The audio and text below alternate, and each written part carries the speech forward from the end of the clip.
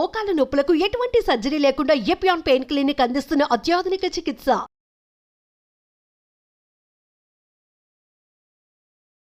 అందరికీ నమస్కారం. Welcome to Suman TV.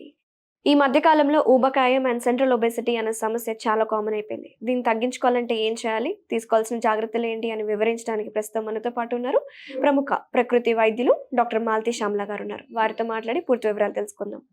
నమస్తే మేడం. మేడం, ఇప్పుడు ఊబకాయం చాలా మందిలో ఈ సెంట్రల్ ఒబెసిటీ అనే సమస్య కామన్ అయిపోయింది. బాడీ మొత్తం కాళ్ళు చేతులు అంత సన్నగానే ఉంటుంది, కానీ పొట్ట భాగంకి వచ్చేటప్పటికి చాలా లావుగా ఉంటుంది. ఎందుకంటారు? రీజన్స్ ఏంటి? సెంట్రల్ ఒబేసిటీ రావడానికి కారణాలు చాలా ఉన్నాయి. First of all life style, ఇష్టం వచ్చినట్టుగా లైఫ్ స్టైల్, ఇప్పుడు అన్ని రకరకాలుగా చాలా సఫిస్టికేటెడ్ లైఫ్ స్టైల్ అయిపోయింది. లైఫ్ స్టైల్ అంటే ఒక ఆహారపు అలవాట్లే కాదు, రకరకాలైనటువంటి అలవాట్లు మారిపోతున్నాయి. జీవన విధానమే మారిపోయింది ఇప్పుడు. దానివల్ల ఆటోమేటిక్గా ఒబేసిటీ వస్తుంది. ఒబేసిటీ అంటే ఏంటి? హైట్కి తగ్గ వెయిట్ కాకుండా ఎక్సెస్ ఆఫ్ ద ఉంటే ఒబేసిటీ, దట్ ఈస్ ఒబేసిటీ. అది అందరికీ తెలిసిందే కదా.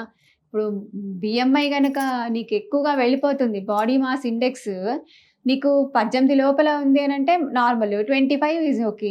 30 కన్నా 30 ఎబో, ఇప్పుడు ఏంటి 40-45 వరకు బిఎంఐ వెళ్ళిపోతుంది. ఓకే.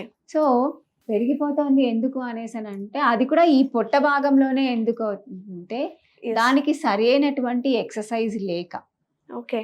అది బాడీ ఫ్యాట్ అంతా అక్కడ డిపాజిట్ అయిపోతుంది అన్నమాట. మెయిన్ కారణం ఏంటి అని అంటే అర్ధరాత్రి భోజనాలు.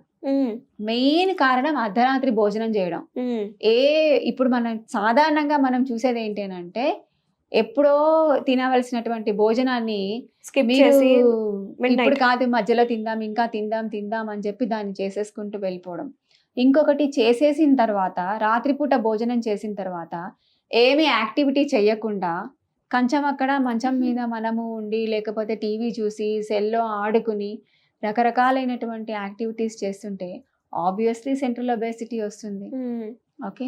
ఇంకొకటి, ఇదొక్కటే సమస్య కాదు, కారణం కాదు. ఇంకొక కారణం ఏంటి అని అంటే ఆల్కహాల్. ఓకే. ఎక్కువ మంది ఆల్కహాల్ తీసుకోవటం వల్ల ఏమైపోతుంది అని అంటే, ఎంత ఆల్కహాల్ తీసుకుంటారో అంత craving for the fatty foods ఉంటుంది. సో ఫ్యాటీ ఫుడ్ తీసుకోవడం వల్ల ఫ్యాటీ ఫుడ్ కానీ లేకపోతే ఇంకేదైనా తినాలి అనిపించేటటువంటి హై క్యాలరీ ఫుడ్ తినడం, రిచ్ క్యాలరీ ఫుడ్ తీసుకోవడం వల్ల కూడా ఆటోమేటిక్గా సెంట్రల్ ఒబేసిటీ వస్తుంది అనమాట. ఓకే. సో పొట్ట పెరిగిపోతుంది అని అంటే, ఒకప్పుడు ఏమొస్తుంది అనేసి అంటే ఎప్పుడో 40 ఏళ్ళకో 45 ఏళ్ళకో వచ్చేది. ఇప్పుడు 20 కాదు కదా, 15 yearsకే ఉంటుంది మేడం. 10 సంవత్సరాల పిల్లలకు కూడా పొట్ట వచ్చేస్తుంది. ఎందుకు అంటే రకరకాలైనటువంటి మార్కెట్లో దొరికేటటువంటి ఫుడ్స్ అన్ని పిల్లలకి అట్రాక్టివ్గా ఉండటం కోసం అని తయారు చేస్తున్నారు. అది తల్లిదండ్రులు ఇస్తున్నారు, ఈజీగా అవైలబుల్ ఉంటున్నాయి. ఇంకొకటి, ఇంట్లో వంట చేసే పరిస్థితి ఎక్కడా లేదు.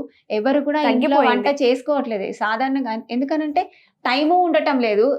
మార్నింగ్ నుంచి టార్గెట్స్ ని రీచ్ అవ్వాలి అనేసి అని అంటే, దాన్ని అచీవ్ చేసుకోవాలి, టార్గెట్స్ ని అచీవ్ చేసుకోవాలి అని అంటే ఇంట్లో టైం ఉండటం లేదు.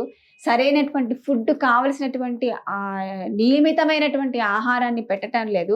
అవైలబుల్ గా ఫ్రీగా ఇది దొరికింది కదా, పిల్లలకి ఇది పెట్టేస్తే ఊరుకోకుండా హ్యాపీగా ఉంటారు కదా అని చెప్పుకోవడం వల్ల కూడా సరిపడుతున్నారు. అలాగా అట్లా పెట్టడం వల్ల కూడా సెంట్రల్ ఒబేసిటీ వస్తుంది. ఒక అధ్యయనంలో తేలింది ఏంటి అని అంటే, mostly the out side food తీసుకోవడం, జంక్ ఫుడ్ అని అంటే జంక్ ఫుడ్డే కాదు, ఏదైనా సరే. ఇప్పుడు జంక్ ఫుడ్ అని ఇంట్లో పెట్టిన జంతికలు, మురుకులు కంటిన్యూస్ గా తింటే జంక్ ఫుడ్ కాదా?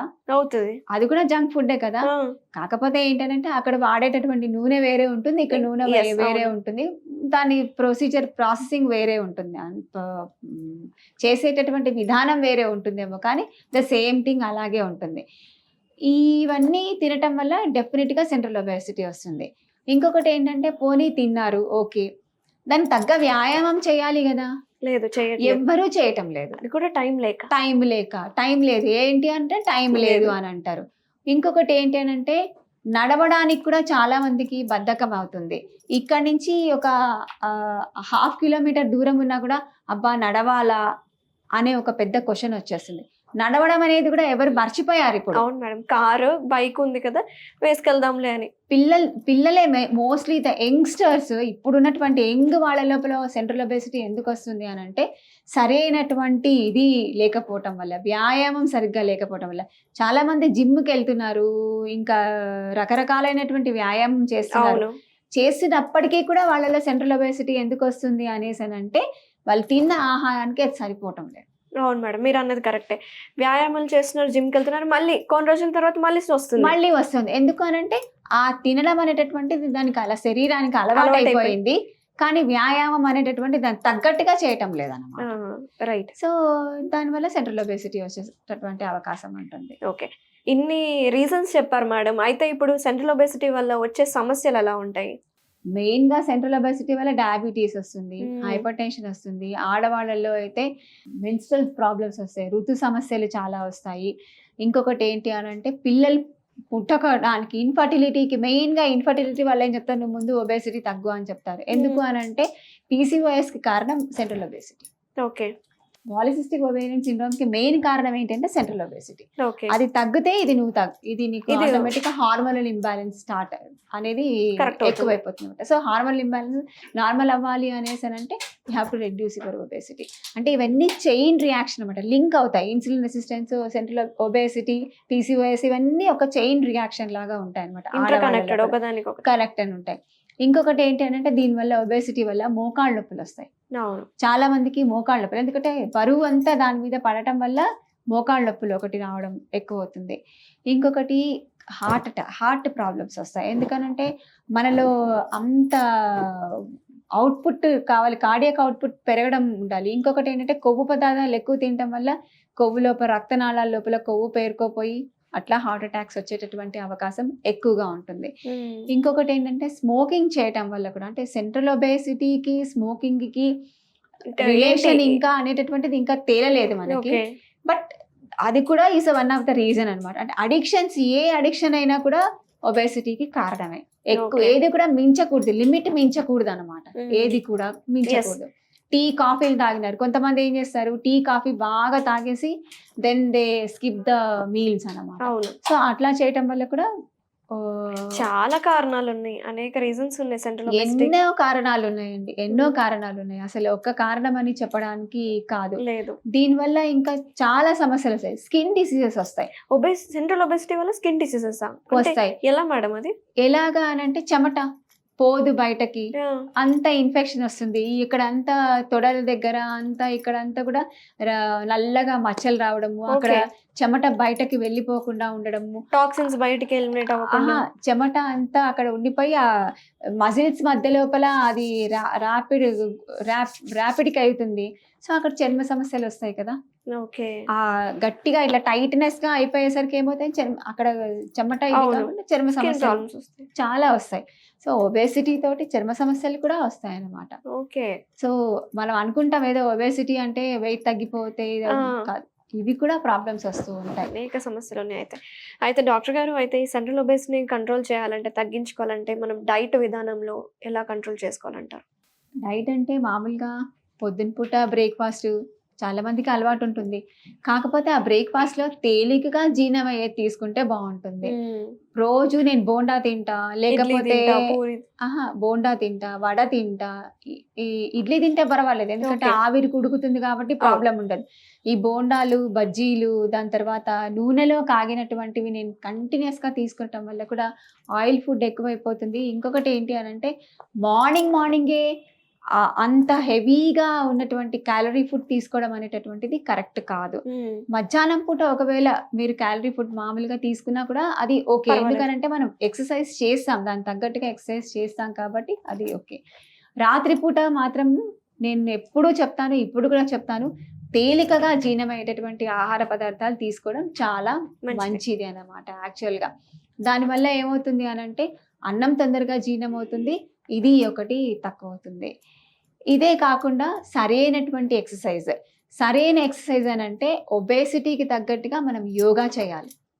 Yoga is a very important. ఇప్పుడు అందరికి ఇంటర్నేషనల్ డే ఆఫ్ యోగానే జరుపుకుంటున్నాం, ప్రపంచవ్యాప్తంగా మనము యోగా దినోత్సవాలు జరుపుకుంటున్నాం కదా.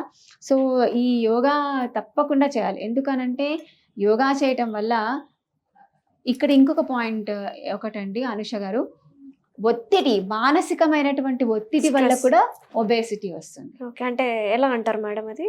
టార్గెట్ నేను రీచ్ అవ్వాలి, ఇప్పుడు సాఫ్ట్వేర్ ఇంజనీర్కి నా టార్గెట్ రీచ్ అవ్వాలి, లేదు ఇప్పుడు నేను టైంకి పంచ్ చేయాలి, ఆఫీస్కి వెళ్ళి నేను పంచ్ చేయాలి, స్ట్రెస్. అది కూడా ఒక రకమైన స్ట్రెస్సే కదా. ఇంత ట్రాఫిక్ లో వెళ్ళాలంటే స్ట్రెస్సే కదా. ఒక్కొక్క రోజు తొందరగా బయలుదేరడం అవుతుంది, బయలుదేరడం కాదు, రకరకాలైనటువంటి స్ట్రెస్లు ఉంటాయి. పిల్లలకి పెంచాలి, పిల్లల గురించి ఆలోచన చేయాలి, మదర్స్ అయితే అదొక ఆలోచన చేస్తూ ఉండాలి. చేస్తారు. సో అది కూడా స్ట్రెస్సే కదా. ఆ స్ట్రెస్ వల్ల కూడా ఒబేసిటీ వచ్చే అవకాశం ఉంటుంది. So- స్ట్రెస్ వల్ల అధికంగా తినడం వల్ల కూడా తినడం వల్ల మళ్ళీ కూడా obesity. వస్తుంది. ఏమీ తోచదనుకోండి, తోచకపోవడం వల్ల తినడం వల్ల కూడా ఒబేసిటీ వస్తుంది. ఏదైనా అవును, పని అంతే లేకపోతే కదా. తోచకపోతే Yes, కూడా తింటూ ఉండడం వల్ల కూడా ఒబేసిటీ వస్తుంది. ఇంకొకటి టీవీ చూసుకుంటూ తినడం వల్ల రకరకాలైన చాట్స్, మమ్స్ అవన్నీ చేస్తున్నా కూడా అట్లా కూడా ఒబేసిటీ వచ్చే అవకాశం ఎక్కువగా ఉంటుంది. సో దీనికి నివారణ కోసం ఏం చేయాలంటే ఆహారపు అలవాట్లు మార్చుకోవాలి. ఇంకొకటి ఏంటి అనేసనంటే బ్రేక్ఫాస్ట్ చేసినా కూడా తేలికగా Light food. జీర్ణమయ్యేటటువంటి బ్రేక్ఫాస్ట్ కనుక తీసుకుంటే అదొకటి ఉంటుంది. రాత్రిపూట కూడా లైట్ ఫుడ్. లైట్ ఫుడ్ తీసుకొని, రాత్రిపూట నేనైతే ఒబేసిటీ వాళ్ళు రా సలాడ్స్, ఫ్రూట్స్ పైన చాలా వరకు కనుక కంట్రోల్, ఆ ఆహారాన్ని అంటే అల్పాహారం చాలా తక్కువైనగా ఉన్నటువంటి, అసలు వండకుండా ఉన్నటువంటి ఆహారం, దాన్ని అమృత ఆహారం అని అంటాం ప్రకృతి వైద్యంలో. ఓకే. అంటే నిప్పు తగలకుండా ఉన్నటువంటి ఆహారాన్ని అమృత ఆహారం అని చెప్తాం అనమాట. సో ఆ ఆహారాన్ని కనుక మనం తీసుకుంటే, అంటే పండ్లు, పచ్చి కూరగాయలు ఇవి ఎక్కువగా మనం తీసుకున్నాం అనుకోండి, ఆటోమేటిక్గా ఒబేసిటీ అనేది తగ్గుతుంది, వెయిట్ కంట్రోల్ అవుతుంది ఫస్ట్ ఆఫ్ ఆల్. దీంతో పాటుగా ఒబేసిటీకి సంబంధించినటువంటి ఆసనాలు లైక్ అంటే ధనురాసనము, ఉష్ట్రాసనము, సూర్య నమస్కారాలు, ఆసనాలు, సూర్య నమస్కారాలు అన్ని ఆసనాలు Cover వస్తాయి. అయిపోతాయి, 8, అవును. 12, 6 ఆసనాలు మళ్ళీ రిపీట్ అవుతూ ఉంటాయి కదా, 12 పోస్టర్స్ ఉంటాయి అవును. కదా. సూర్య నమస్కారాలు చేయడము, దాంతో పాటుగా ప్రాణాయామ చేయడము, మెడిటేషన్ చేయడం అనేటటువంటిది చాలా కంపల్సరీ. ఎందుకంటే ప్రాణాయామ, మెడిటేషన్ రెండూ చేయటం వల్ల శరీరం లోపల దీని నుంచి వచ్చేటటువంటి వాటికి రోగ నిరోధక శక్తి పెరుగుతుంది. మెడిటేషన్ చేయటం వల్ల ఏమవుతుందంటే స్ట్రెస్ లో ఉన్నటువంటి వాళ్ళు స్ట్రెస్ తగ్గుతుంది అనమాట, ఒబేసిటీ కూడా కంట్రోల్ కంట్రోల్ అవుతుంది. 3 చేయటం అనేది చాలా ఇంపార్టెంట్. ఒక్క ఆహారంతోనే ఒబేసిటీ కంట్రోల్ కాదు, యోగా, ప్రాణాయామ, మెడిటేషన్ 3 చేయటం వల్ల కూడా కంపల్సరీగా అవుతుంది. థ్యాంక్ యూ మేడం, చాలా క్లియర్గా డీటెయిల్డ్ ఎక్స్ప్లెనేషన్ ఇచ్చారు. అసలు సెంట్రల్ ఒబేసిటీ రావడానికి రీజన్స్ ఏంటి, దీన్ని ఎలా కంట్రోల్ చేసుకోవాలి, తీసుకోవాల్సిన ఫుడ్, ముఖ్యంగా లైట్ ఫుడ్ గురించి చాలా క్లియర్గా చెప్పారు. Thank you so much.